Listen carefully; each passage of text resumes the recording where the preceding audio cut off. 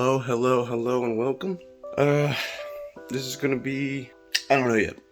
I just know that I'm gonna start making these weekly, and specifically today, I'm gonna be starting on my cut. So I've been bulking for about three months now, and we're gonna show a B-roll shot of my current physique at the moment.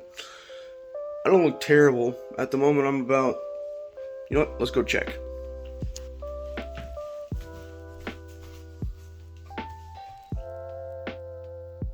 I'm 202 pounds. So that will be my starting weight. I went from, let's see, gosh, this hair is killing me. But yeah, I went from 187 to 211, and within the past week or two, I lost about 9 pounds out of nowhere. I don't know why.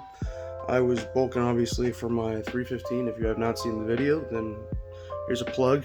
Go watch the video. It was a really well done video. I got like 3 views at the moment. So that'd be wonderful if you go watch that. I spent so much time. But anyway, I have no idea what I'm gonna be doing. But I'm gonna go prepare and start eating less now. So yeah. Let's start with finding my maintenance calories. We might as well just do a little walkthrough. So if you didn't know, you can go to Google and then you could type in maintenance calorie calculator, and from there you could search up and it gives you a couple options. Mayo Clinic's not that bad. Me personally, I like to use calculator.net. It doesn't really matter. You type in all your information, specifically age, gender, weight, height, and the amount of exercise that you do. Me, I'm 5'8", so I'm gonna put down 5'8". Right now I'm 202 pounds and I exercise. I'm very intensive and I do 6 to 7 times a week. So let's see what my maintenance calories are. My maintenance calories are 3,200. So all I gotta do is eat less than 3,200, which is actually pretty easy to do. If you didn't know, I mean, we might as well just make this like a kind of like a video where you understand how to cut and things that you can do. So all you wanna do is hit about maybe 300 less than 300 less calories than what your maintenance weight is. See right here where it says mild weight loss would be 3,000, so about 300 calories in difference. Like actual weight loss, where it's a pound per week, it's about 2,796. But for our goal, we want to lose as little muscle as possible. You're always gonna lose muscle when you cut down, but we want to try and minimize that, and we just want to get rid of the stubborn fat. We just want to get rid of fat entirely. So you only want to cut for just a little bit. And also, you need to keep up your protein.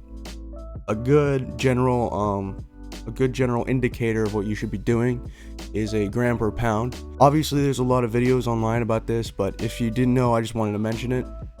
Anyway, let's move on. Okay, so it's 10 o'clock and I'm home alone, but I'm making a shake right now. I think I showed my shake and all the ingredients in it in the first video. If you want to know though, it's strawberries, milk, Greek yogurt, 2 scoops of whey protein, and some bananas. And then I also started adding collagen peptides because I started having issues with my knee because I squat quite a bit. Show the clip.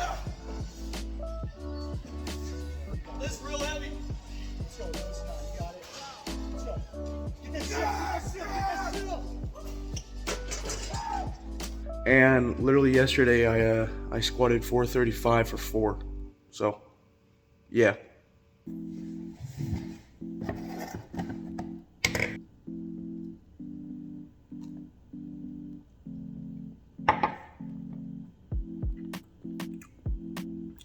That's pretty good. I feel like it's gonna be kind of boring if I just make a video where it's just stuff of me eating. So, I don't know, we're probably just gonna do like a little gym thing. I'm switching to push-pull legs. I was on Arnold split. If you don't know, Arnold split is chest, back, shoulders, arms, and then legs, and then repeat. Push-pull legs is when you do shoulders, chest, and tries, and then a day where you do back and bi, and then a day where you do legs. I'm switching to push-pull legs. I do every 3 months. I'm on an Arnold split while I'm bulking, and then every 3 months after that, I'm on a push-pull leg split where I am cutting.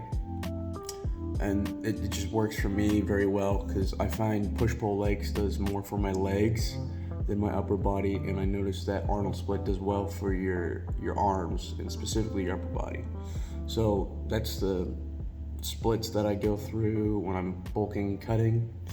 But yeah, I don't want to make an entire video of just me eating. That kind of sounds boring. So I mean, if you guys want to see that, not like I even have an audience at the moment, but yeah. All right, probably some gym edit then. Cool. Let me find a way to like transition. Hold on, we'll do this. I'll grab this blender and we'll swipe it. Here we're at Crunch Fitness, which is a lot better than the one at Tallahassee, man. I mentioned the one at Tallahassee kind of sucks. It's like 40% treadmills, which Jesus, no thanks. Just took my pre. I take a Rise Ring Pump. I've had this flavor before, and I always promote Rise because for some reason it's like one of the only pre-workouts that I've ever tried that like lasts the entire workout, and I'm there for like 3.5 hours. Specifically today, I'm going to be there for at least 3 because it is push day, so it's going to be chest, tri, and shoulders. It's going to be forever. Hopefully, we can get like I'll probably have like a little post-workout clip of me with a full pump and everything. But it is the first day on my cut, so we're probably gonna not do as much as we usually do. I'm probably gonna feel low energy the entire time, but yeah, let's get to it. So we just got done benching right here. 265 for 5. Well, I went for 265 for 5, but I think he grabbed it too early. Anyway, this guy said he wanted to be in the YouTube channel. I had 315 for like 6?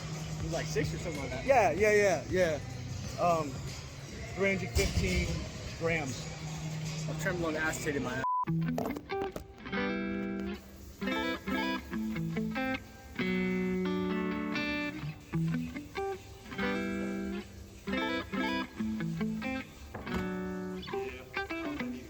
That's exactly what I was planning to do. Actually? Yeah.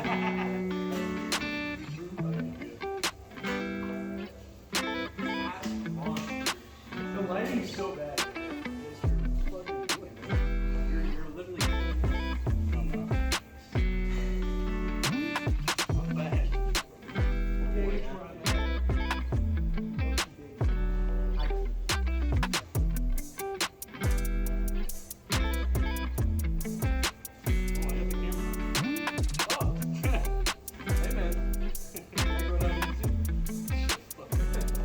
It's 11 at night, and the next day I decided not to record anything. I hit back and buy earlier and hit my calorie count and stuff like that, so we're chilling there. But nothing really left to do except for read my Bible. I've been putting it off for about a week. I'm in the middle of the book of Job, and I have about like 7 chapters left, so I'm just gonna knock them out tonight, and we're gonna do a little time lapse of that. But yeah, I'll see you in the morning.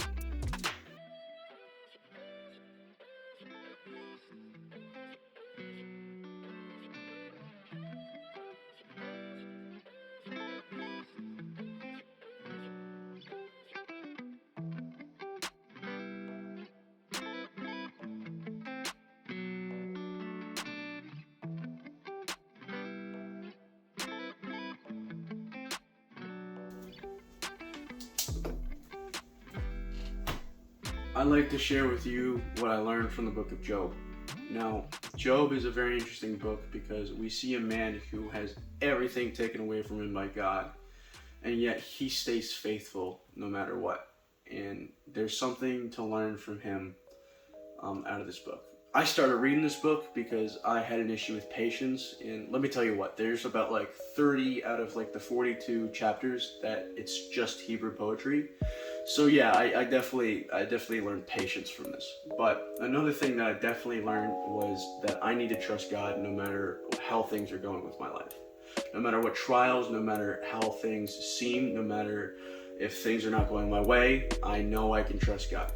And that is best summarized at the end of the book, where Job throughout this entire time stayed righteous, stayed blameless, stayed faithful to God.